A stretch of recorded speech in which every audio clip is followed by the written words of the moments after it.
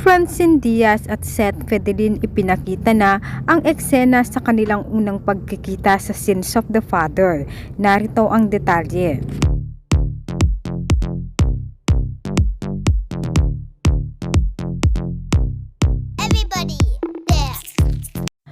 Kaabang-abang talaga ang bagong teleserye ni Francine Diaz at Seth Fedelin na Sins of the Father dahil ipinakita na ang highlight sa kanilang eksena. Ito ang unang pagkikita ni Francine at Seth sa kanilang eksena. Mukhang napakaganda at nakaka-excite panoorin ang mga kaganapan sa Sins of the Father. Samantala, kuha naman ang rehearsal ni Francine Diaz sa kanyang performance sa Asap Natin To. Ayon sa mga komento ay napakahinhin ni Francine Diaz at napakabait daw nito.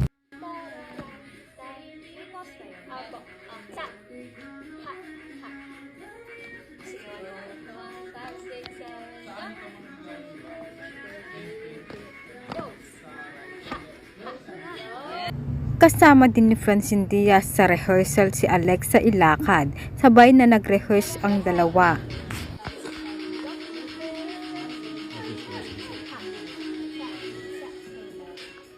At nag-collab din ang dalawa sa pagsayaw.